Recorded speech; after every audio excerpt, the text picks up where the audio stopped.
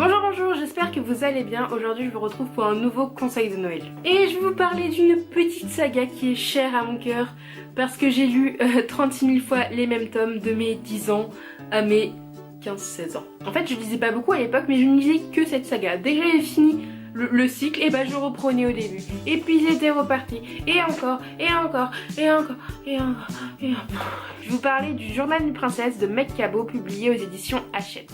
Récemment renommé Journal de Mia parce que l'auteur a tout réécrit de manière apparemment un peu plus mature, tout ça. Mais pour moi, dans mon cœur, ça reste Journal d'une princesse. Même si j'ai lu le tome 11 Journal de Mia cette année parce qu'il est sorti cette année, ça faisait 10 ans que je l'attendais. Non, ça faisait 7 ans. Non, ça faisait 8 ans que je l'attendais et puis j'étais trop contente et puis voilà. Donc Journal d'une princesse, c'est l'histoire de Mia, une jeune fille de 14 ans qui habite à New York, qui étudie dans un lycée privé et qui du jour au lendemain se rend compte qu'elle est princesse de Genovia, une toute petite principauté entre la France et l'Italie. En effet, ses parents lui ont caché la vérité pendant 14 ans que son père est prince de cette principauté, que du coup par conséquent par génétique tout ça, bah elle devient la princesse, voilà. Donc Mia avoir une couronne sur la tête c'est pas trop son kiff, même s'il y a plein de filles de sa classe qui aimeraient bien en avoir une. Son trip c'est plus 100% des droits pour les animaux, ne pas manger de viande, acheter des salopettes à moins 90%, se ronger les ongles, tout ça.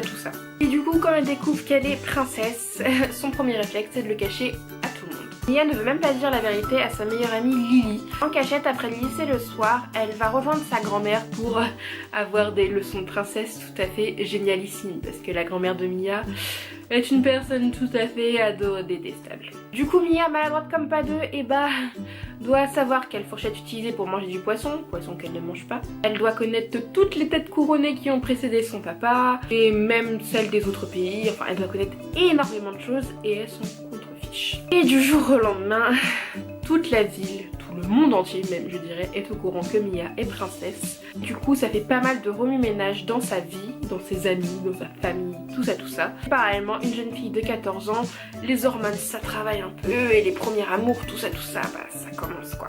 Donc là je vous ai fait le pitch du début pour pas vous spoiler les relations amoureuses, les amitiés, les désamitiés, les ennemis, les tout ça. Parce que c'est une saga de 11 tomes. C'est un bonus, donc autant vous dire que je vous ai fait un résumé très raccourci. Même si j'aimerais beaucoup parler d'un certain personnage masculin que j'aime beaucoup, mais pour pas vous spoiler le début, je vais pas vous en parler. J'en ai très envie. Cette saga est vraiment géniale.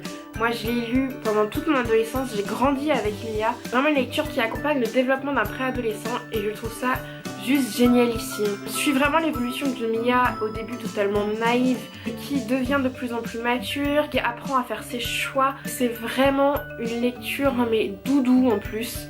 Je suis fan de cette saga. La plume de l'auteur est toute mignonne, c'est drôle, c'est sympa, ça apporte vraiment plein de thématiques différentes.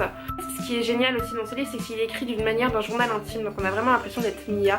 Et des fois on se rend compte quand on lit, mais ça m'est arrivé ce genre de choses, parce que même si elle devient du jour au lendemain princesse, Mia au début c'est une fille totalement banale, et elle veut garder sa banalité, et du coup on s'identifie extrêmement bien à elle. Parfois on a l'impression d'écrire notre propre journal, de se confier, et c'est juste ma petite lecture doudou de mon adolescence que je recommande à tout le monde et ça fait vraiment un super beau cadeau de Noël sous le sapin.